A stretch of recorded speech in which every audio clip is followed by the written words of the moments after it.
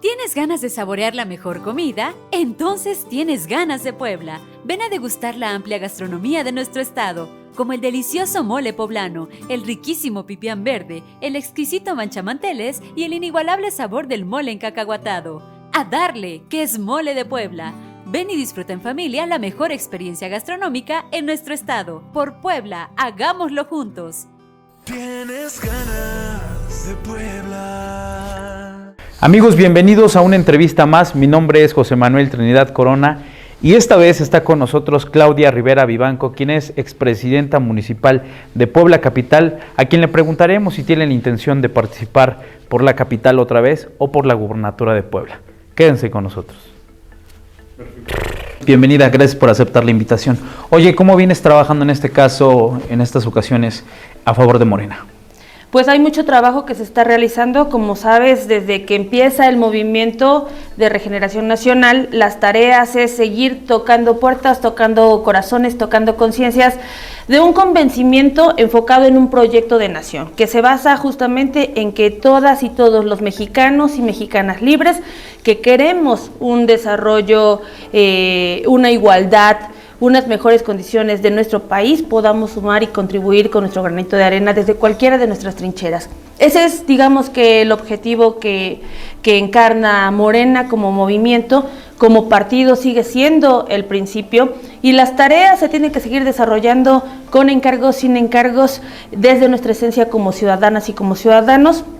Actualmente sigo apoyando con las tareas de formación política, con las tareas de dar a conocer los diferentes proyectos que está impulsando el presidente Andrés Manuel López Obrador. Me tocó participar en la difusión, en la información, en la concientización de lo que representarían las reformas electorales, las reformas constitucionales como la reforma electoral y la reforma eléctrica, que eran fundamental, sobre todo que las y los ciudadanos vayamos tomando conciencia de lo que representan, y actualmente de cómo la estrategia que ha implementado el presidente, que se enfoca en 3 aspectos: combate a la corrupción, que va de la mano con una estrategia para generar el recurso suficiente para generar opciones o condiciones de bienestar social, y que a su vez se traducen en la construcción de la paz.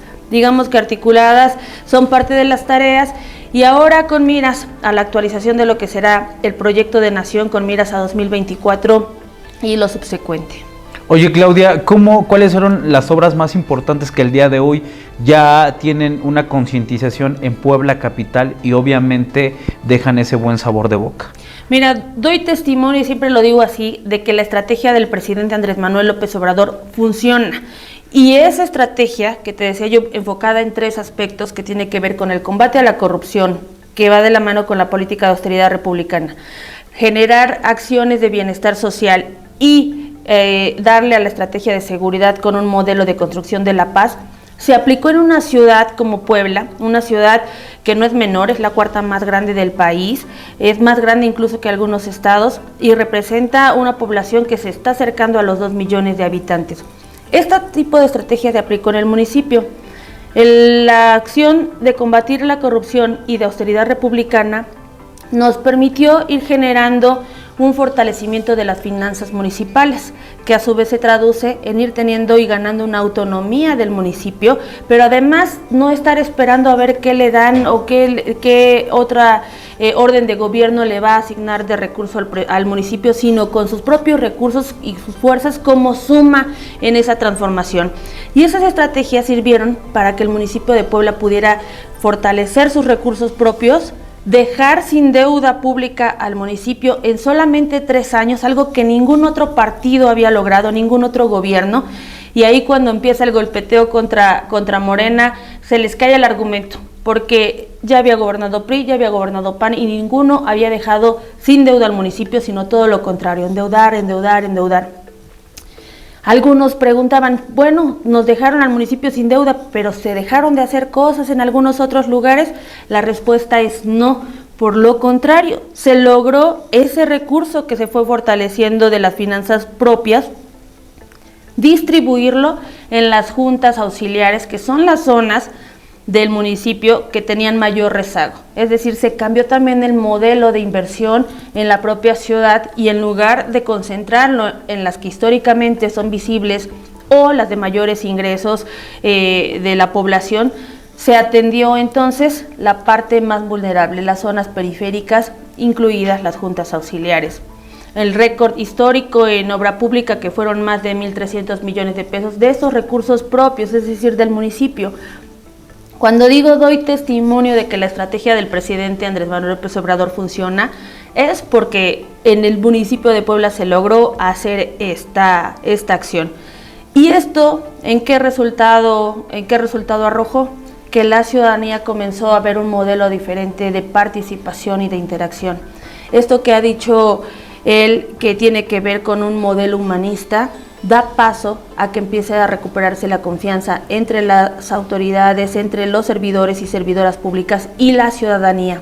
Y en materia de seguridad, la obligación eran 3 aspectos: mejorar las condiciones de las y de los policías, recapacitarlos o capacitarlos, limpiar de malas prácticas al interior de las corporaciones, y eso tenía que ver no solamente con el equipamiento, la inversión, sino las capacitaciones en derechos humanos, las capacitaciones en materia del sistema de justicia que tenemos en nuestro país. Y el tercero, una estrategia de coordinación territorial, que desde que entra el presidente convoca a todos los sectores de seguridad, Sedena.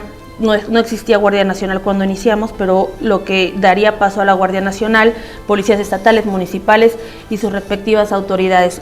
Esa estrategia, en el caso del municipio de Puebla, permitió dar los siguientes resultados. Por poner solamente o mencionar un indicador, cuando recibimos la administración en 2018, el índice de percepción de inseguridad, es decir, cómo se siente la población respecto a la seguridad, era 9 de cada 10 personas que viven en Puebla capital se sentían inseguros. A lo largo de 3 años, ese indicador bajó y el resultado, cuando hicimos la entrega en 2021, decía en esa misma encuesta, con los mismos estándares y valores, que 6 de cada 10 poblanos se sentían inseguros. Es decir, no desaparece per se la inseguridad, pero haces estrategias que permitan generar condiciones de mejoramiento, de oportunidad y sobre todo de construcción de la paz. Es decir, se redujo. Hoy es desafortunado que ese trabajo que se había logrado, que pudimos dar muestra de que era posible, bueno, pues como sabemos, la administración actual del PAN, porque esas son las diferencias que tiene que hacer la ciudadanía al final de cuentas, ha vuelto a adquirir una deuda pública, ha adquirido nuevamente un crecimiento en ese indicador de inseguridad y bueno, pues es muy desafortunado. Bien, Claudia, si me lo permites, vamos rapidísimo un corte y regresamos. Muy bien. ¿Tienes ganas de saborear la mejor comida? Entonces tienes ganas de Puebla. Ven a degustar la amplia gastronomía de nuestro estado, como el delicioso mole poblano, el riquísimo pipián verde, el exquisito manchamanteles y el inigualable sabor del mole encacahuatado. ¡A darle, que es mole de Puebla! Ven y disfruta en familia la mejor experiencia gastronómica en nuestro estado. Por Puebla, hagámoslo juntos. Tienes ganas de Puebla. Seguimos con Claudia Rivera Vivanco, expresidenta y también miembro activa del Movimiento de Regeneración Nacional en Puebla. Oye, a ver, yo quisiera preguntarte, más allá de todo este contexto político, ¿cómo logra ser un vínculo tan importante del presidente Andrés Manuel López Obrador? Porque parecerá percepción, pero hay algunos encargos que tú tienes y la cercanía que tiene una poblana en el Palacio Nacional. Pues mira, yo creo que, como él lo ha mencionado, el relevo generacional se comenzó a tejer desde años atrás. Y yo lo que observo es que no se refiere necesariamente al relevo generacional en función de una edad, sino de un cambio de mentalidad, de un grupo de pobladores y pobladoras que hemos nacido en una intención de cambiar esa mentalidad, de hacernos conscientes de que cualquier cambio, cualquier transformación inicia primero en nosotros, en nosotras, y eso es lo que va contagiando esas voluntades. Tuve la oportunidad de de 2005, que es cuando mi madre nos lleva a mis hermanos y a mí a aquella gran marcha histórica que es la marcha contra el desafuero de Andrés Manuel López Obrador, que era jefe de gobierno, y ahí no había pandemia, pero simbólicamente iban con cubrebocas porque era una manera de decir como o de protestar respecto a esa censura que estaba ocurriendo. Y a muchos seguramente, igual que a mí, nos empezó a cambiar, o por lo menos a dejar ahí sembrada la duda, la curiosidad de qué estaba pasando en nuestro país, que nos obligó a ir caminando con él para averiguar cómo podíamos sumar, qué es lo que estaba ocurriendo y cómo entonces se tenía que ir aplicando un nuevo modelo o un nuevo proyecto de nación. Yo creo que cada una de esas etapas permitieron también generar un conocimiento, una identidad, y cuando nos encontramos, resulta, la primera vez que nos encontramos ya en plática, fue ya un proceso como de camaradería, es decir, como si nunca no hubiéramos estado presentes, ¿no? Sino todo lo contrario, como si todo el momento supiera quiénes son o quiénes somos los que vamos surgiendo como este relevo generacional. Y bueno, en 2018 tuve el honor de que fuera la única de las candidatas y los candidatos en aquel momento que recibió un acompañamiento de él. Grabamos un video, un mensaje, y bueno, ahí tuve la oportunidad de que pudiéramos platicar un poco más a profundidad de los retos que iban a significar estar en la política, cambiar el modelo y la forma de hacer política, enfrentarnos como jóvenes, como personas de la sociedad civil, como mujeres, pero que lo importante en ese proceso era mantener siempre la dignidad intacta, las convicciones, porque eso lo era todo. Lo demás serán parte del proceso, pero eso te va a acordar o te va a permitir recordarte del valor que de por sí tienes como persona, del poder y la capacidad que tenemos, y del poder cuando se pone al servicio de los demás para lograr transformar las condiciones de vida. Y yo creo que eso a mí de manera particular me inspiró, y él sabía que había, digamos, que esa conexión, y bueno, más o menos así ha sido. ¿Cuál ha sido tu relación? ¿Cuál es tu relación actualmente con el presidente? Pues las tareas de seguir haciendo el trabajo en lo político, es decir, de formarnos a todos aquellos perfiles que han llegado de otras corrientes políticas, de otras ideologías o sin ideologías, de otras religiones, recordarnos que eso no tiene que dividirnos, sino al contrario, identificar esa diversidad como un potencial, y en la actualidad pues reeducar, ¿no?, a esos modelos de pensamiento a lo que son los principios que enarbola este proyecto de regeneración nacional. Esa es una de las tareas, y lo estoy haciendo de la mano o en cercanía con el Instituto de Formación Política. En el proceso anterior del año pasado, que fue el de renovación de partido, me pidieron participar en la parte de logística, es decir, de estar estableciendo este tipo de consensos, de acuerdos. Yo no participé, lo sentía así lo más adecuado, no participé para ser electa, sino más bien para enfocarme en ese trabajo de logística y de acompañamiento. Y actualmente en las tareas de seguir informando lo que se está haciendo en este proceso de transformación, pero también irnos preparando para lo que será, como decía yo hace rato, la actualización del proyecto de nación que tendrá o que dará lugar a los siguientes 6 años. Al término del mandato de nuestro presidente, sabremos todos los puntos que ya se tocaron de ese proyecto de nación, cuántos se habrán concluido, cuántos están en la marcha, cuántos se acaban de iniciar, y por lo tanto el siguiente proyecto de nación tendrá que reforzar y apuntalar lo que ya se concluyó, no perderlo de vista para que empiece y continúe dando sus frutos. Lo que está todavía en proceso de ser consolidado, pues reforzar los esfuerzos para que se consoliden. Oye, hay una denuncia, con razón de género, una denuncia que presenta una de tus compañeras cuando era integrante del gobierno, ¿Sabe específicamente cómo va este procedimiento, esta presunta denuncia? Hay muchas denuncias, no solamente una, si te digo que fueron decenas de denuncias las que nos hicieron, sobre todo en el proceso electoral 2021. Y cuando me refiero a decenas, es impresionante, por esa razón o por esa situación, según el Observatorio Ciudadano de Violencia Política de Género, soy la mujer más violentada participando en la política, o la política más violentada de la historia, no solamente en nuestra entidad poblana, sino de la región. Y eso no es algo que presumir, eso es algo que tenemos que seguir evidenciando. No lo hacen, y eso es algo importante, yo sé que no lo hacen contra Claudia, sino lo hacen contra lo que representa un nuevo modelo de hacer política, una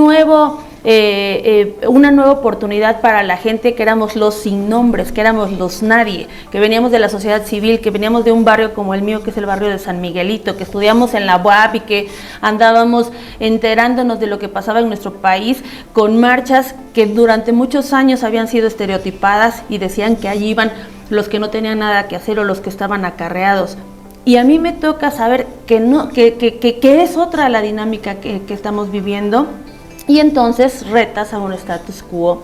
Eso, sin lugar a duda, genera un golpeteo y una presión, y decía yo que no es contra mí, porque es justamente lo mismo que está ocurriendo en otros estados de nuestro país, con otros compañeros o compañeras, donde Morena impulsa y defiende los derechos humanos, impulsa los derechos de la diversidad sexual, atiende todas las agendas o ha buscado implementarlas en una ciudad como la nuestra. Como sabes o recordarán, logramos ser el primer municipio en impulsar el matrimonio sin discriminación, que eso dio paso a que otros municipios hicieran lo mismo bajo sus facultades municipales, y entonces meses después se logra hacer en la de todo el estado.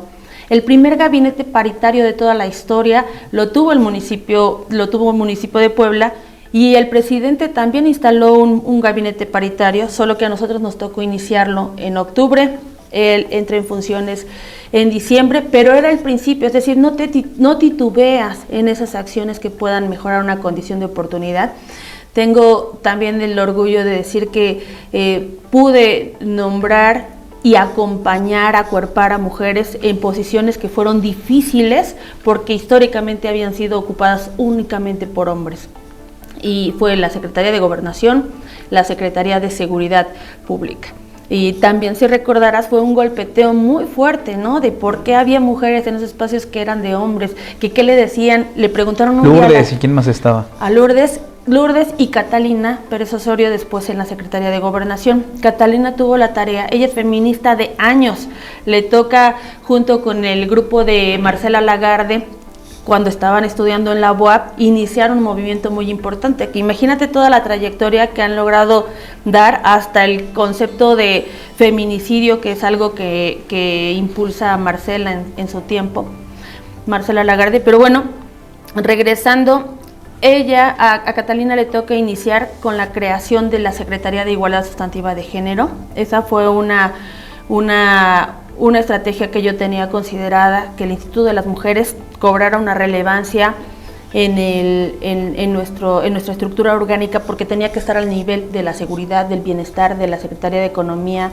de la Tesorería, es decir, en esas mismas condiciones, y no solamente fortaleciendo un ala, sino haciéndola integral, ¿no? Tuvimos la de diversidad sexual, la de combate a las violencias contra las mujeres, la de masculinidades.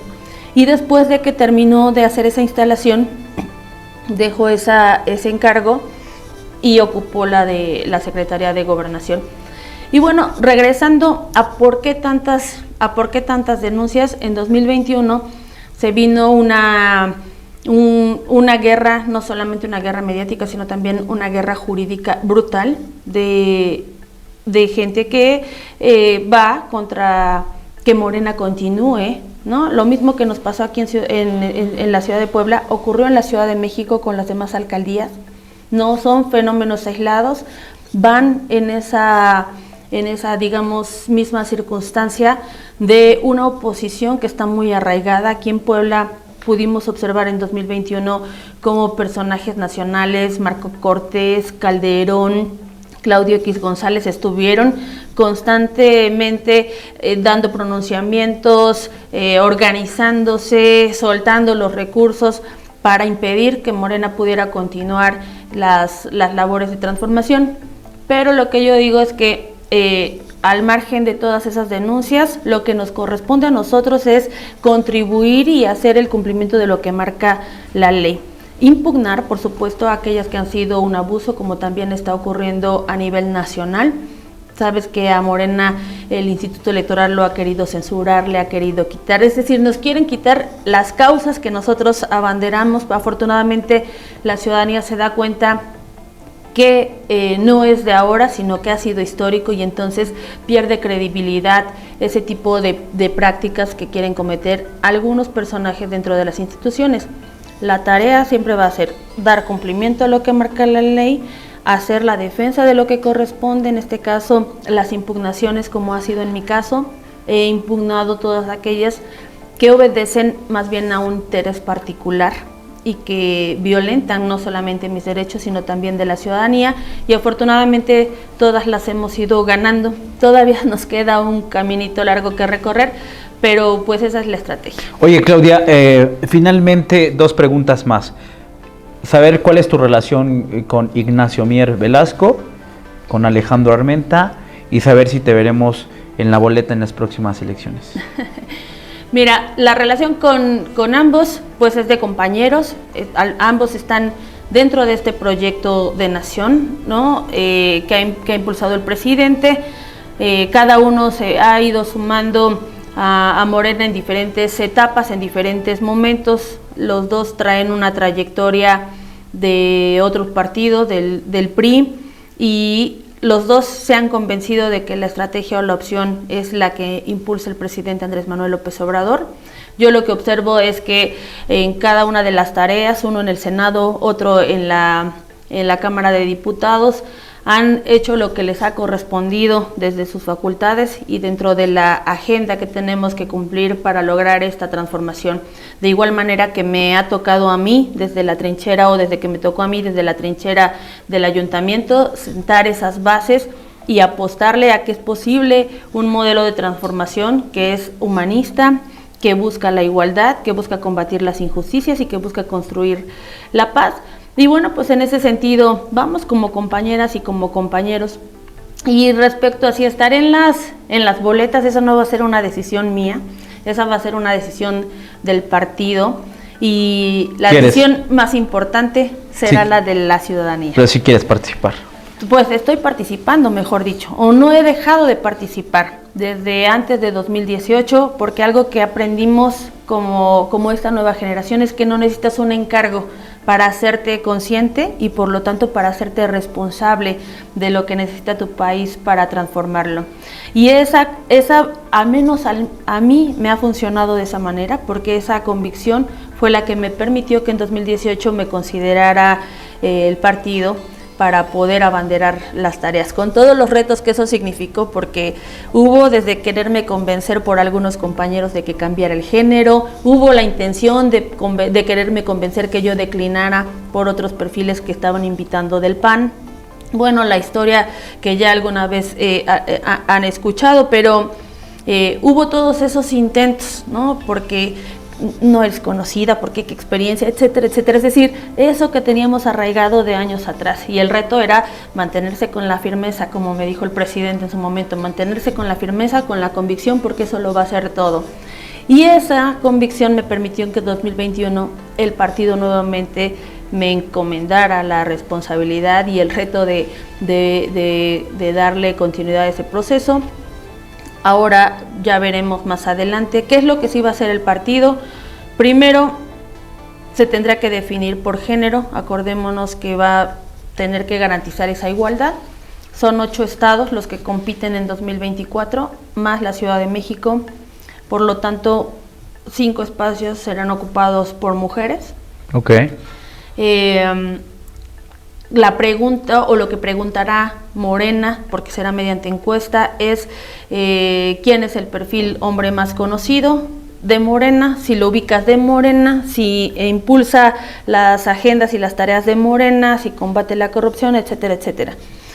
Lo mismo ocurrirá en el caso de mujeres, quién es la mujer de Morena más conocida, quién si es de Morena, si la identificas o no de Morena, si impulsa la agenda de la Cuarta Transformación, si defiende los derechos humanos, etcétera, etcétera. Y bueno, también se han dado a conocer algunas encuestas y ahora soy, por este mismo trabajo que venimos haciendo desde la militancia, de las funciones de gobierno y con esa convicción, la mujer más conocida de Morena en todo el estado. Eso no es garantía de nada, se tiene que seguir trabajando y entonces yo estoy enfocada en contribuir con ese esfuerzo, con ese trabajo en todo el estado. De hecho, estoy haciendo recorrido en todos los municipios y al final de cuentas a mí me queda claro que el proyecto es uno. Yo hago mi esfuerzo y mi trabajo por una convicción que no tiene ningún interés personal, sino me asumo como un elemento más de un proyecto que es mucho más grande que nosotras y que nosotros, y es el sueño de una nueva nación, de un México que por naturaleza es grandioso y que hoy tenemos solamente que ayudarlo a florecer. Bien, Claudia, te agradezco mucho. ¿Algún mensaje que tengas para todos los que nos ven? Porque además nuestro público es muy joven.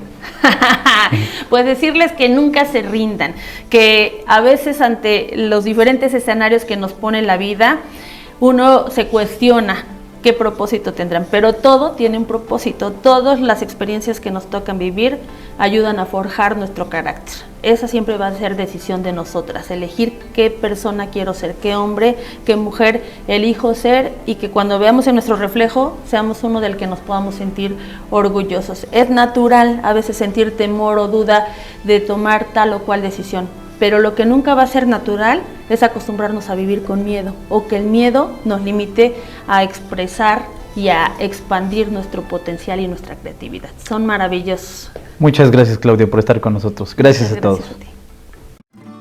¿Tienes ganas de saborear la mejor comida? Entonces tienes ganas de Puebla. Ven a degustar la amplia gastronomía de nuestro estado, como el delicioso mole poblano, el riquísimo pipián verde, el exquisito manchamanteles y el inigualable sabor del mole encacahuatado. ¡A darle, que es mole de Puebla! Ven y disfruta en familia la mejor experiencia gastronómica en nuestro estado. Por Puebla, hagámoslo juntos. Tienes ganas de Puebla.